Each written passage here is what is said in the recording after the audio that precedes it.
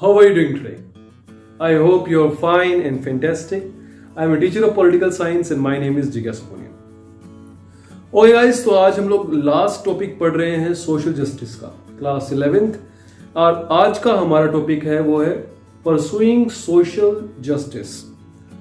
अब social justice के बाद हम लोग आखिरी में पॉइंट कवर करेंगे वो है free market versus state intervention. बच्चों, ये सारे पॉइंट जो हैं इन्हें हम क्विकली समझते हैं और देखते हैं कि क्या इसमें हमारी बुक कह रही है। So let's begin the class with pursuing social justice. बच्चों, अगर बात करें सोशल जस्टिस की तो हमने अभी तक बहुत कुछ पढ़ लिया, बहुत सारी बातों को हमने कवर किया। क्या क्या समाज में होता है, कैसे समाज को आगे बढ़ाया जाएगा, क्या क्या प्रॉब्लम्स समाज फेस करता है और क्यों वो फेस कर रहा है, सारे बैरियर्स हमने डिस्कस किए। पर अगर हम बात करें सोशल जस्टिस की तो सोशल जस्टिस को अगर देखें अमीर और गरीब के बीच में, तो ये गैप जो है वो बहुत ज्यादा हो गया है। समय के साथ साथ इतनी सारी पॉलिसीज गवर्नमेंट ने चलाई गरीबी हटाने की, पर वो अभी तक कुछ कर नहीं पाए। गरीब गरीब होता जा रहा है, अमीर अमीर होता जा रहा है, और कहीं ना कहीं जो गरीब हैं वो फील करने लग गए हैं कि वो डिप्राइव्ड हैं, उन्हें लेस प्रिविलेज मिलता है और उन्हें वो लाइफ नहीं मिलती जो लाइफ एक अमीर आदमी को मिलती है। अब ये जो है ये कहीं ना कहीं उन्हें प्रमोट करता है या प्रोवोक करता है कि वो सोशल जस्टिस की मांग करें। उन्हें लगता है कि समाज में अगर उन्हें जस्टिस दिला सकता है तो वो है लॉ और वो है गवर्नमेंट। तो गवर्नमेंट पे वो बहुत ज़्यादा डिपेंड करते हैं। उन्हें लगता है गवर्नमेंट हमारी हेल्प करेगी, हमारे लिए वेलफेयर प्रोग्राम चलाएगी ताकि हम चीज़ों को समझते जाएं और हम इम्प्रूव करते जाएं। पर कई बार ऐसा लगता है कि जो उनका डिफरेंट स्टैंडर्ड ऑफ लिविंग है, अमीर का रहन सहन अलग है, गरीब का रहन सहन अलग है। कभी कभी तो ऐसा लगता है कि इन दोनों के बीच में एक दो दुनिया का अंतर है। अमीर की एक अलग दुनिया है। अमीर जो चीजें कर रहा है वो गरीब कभी नहीं करना चाहता और ना ही करेगा, पर जो गरीब कर रहा है या जी रहा है वैसा अमीर कभी सोचता भी नहीं है। टू डिफरेंट वर्ल्ड हमारे बीच में एग्जिस्ट करते हैं और हम इनके बीच में इक्वालिटी की बातें कर रहे हैं, हम इनके बारे में सोशल जस्टिस की बातें कर रहे हैं। क्वेश्चन ये आता है कि क्या सोसाइटी अनजस्ट होगी अगर सोसाइटी के अंदर हम एब्सोल्यूट इक्वालिटी दें?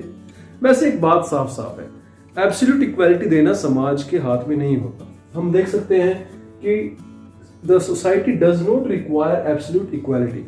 एब्सोल्यूट इक्वालिटी देना पॉसिबल भी नहीं है, पर समहाउ अगर हम समाज को एक लिविंग स्टैंडर्ड दे दें, अगर उनकी बेसिक मिनिमम नीड्स जो हैं उन्हें हम पूरा कर दें, तो इसके बाद चीजें क्या है वो बेहतर हो जाती हैं। एक गरीब इंसान को क्या चाहिए? उसे चाहिए कि उसके लिए अच्छी हेल्थ फैसिलिटीज हो, उसे चाहिए उसके बच्चे अच्छे स्कूलों में पढ़े, उसे चाहिए कि उसको एक रोजगार मिले, उसको एक साफ पानी मिले, सैनिटेशन का मौका मिले। ये सारी चीजें जो हैं एक नॉर्मल इंसान की जरूरतें भी हैं और ये आर्टिकल 21 का भी हिस्सा है। पर क्या ये गलत है और क्या ये बहुत ज्यादा डिमांड की जा रही है? ये सारी बातें आज भी हमारी सरकार को सोचने की जरूरत है।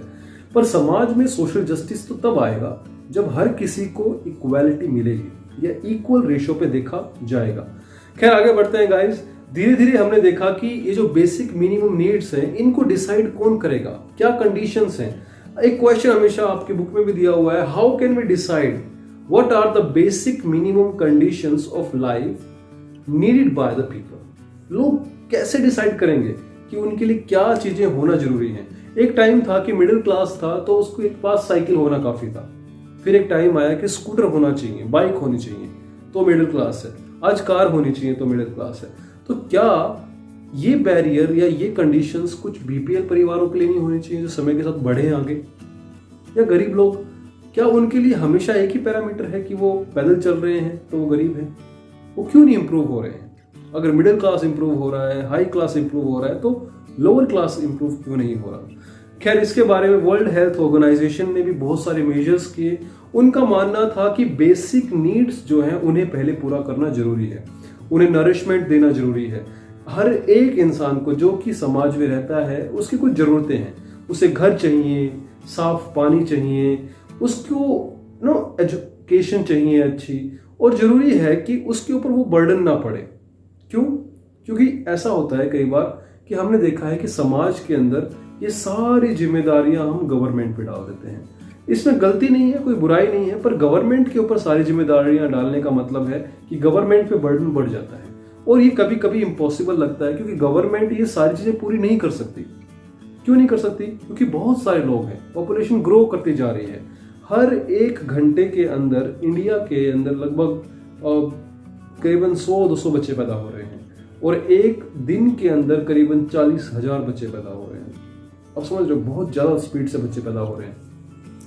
अब इतने सारे बच्चे पैदा होंगे, 100-200 जो था वो एक एस्टिमेट था, खैर वो ज्यादा भी है बहुत ज्यादा, पर लगभग 40,000 के आसपास एक दिन में बच्चे पैदा हो जाते हैं, जिनमें से कुछ की डेथ भी होती है, 12-13 हज़ार की। तो मैं ये बस कहना चाह रहा हूँ आपको कि इतनी सारी पॉपुलेशन है, क्या सरकार के पास इतनी एबिलिटी है कि वो इन सबको अकोमोडेट कर सके, इनकी हेल्प कर सके या इनको प्रमोट कर सके? शायद ये बहुत ज्यादा एक्सपेक्ट करना हो जाएगा सरकार से। तो सरकार चाहती है कि आजकल का जो इंसान है वो सेल्फ डिपेंडेंट बने। अगर हम सेल्फ डिपेंडेंट होंगे तो हमारी चीजें और बेहतर हो जाएंगी, समाज में हम कंस्ट्रक्टिव काम करेंगे और ये जरूरी है। खैर आगे बढ़ते हैं। वहीं कुछ लोग हैं जिनका मानना है कि ओपन मार्केट जो है हमें इस पे ज्यादा ध्यान देना चाहिए। ओपन मार्केट जो है वो बेस्ट मोड होगा लोगों को इंप्रूव करने का, आगे बढ़ाने का। पर ये ओपन मार्केट होता क्या है? बच्चों, ओपन मार्केट का मतलब है एक ऐसा प्लेस जहां पे कोई टैक्सेस ना हो, कोई एक्स्ट्रा बर्डन ना हो, ना स्टेट उसमें इंटरफेरेंस करे। लोग अपनी मर्जी से आगे आते हैं, सामान बेचते हैं, अपना घर चलाते हैं and they move on with life. पर क्या सरकार इसके लिए कुछ अच्छी स्कीम्स को बना सकती है? क्या मिनिमम फैसिलिटीज दे सकती है? क्या सरकार उनके लिए अच्छे हाउसिंग, अच्छे रोड, अच्छी इलेक्ट्रिसिटी की एक तरह से फैसिलिटी प्रोवाइड कर सकती है? ये सारी चीजें आज भी ऐसी हैं जो हमारे लिए एक अनसुलझी पहेली जैसे हैं। सरकार चाहती तो बहुत कुछ है करना, पर वो हो नहीं रहा है। कारण क्या है? I don't know, but situation is getting worse. आगे बढ़ते हैं। अगला टॉपिक है हमारा free markets versus state intervention.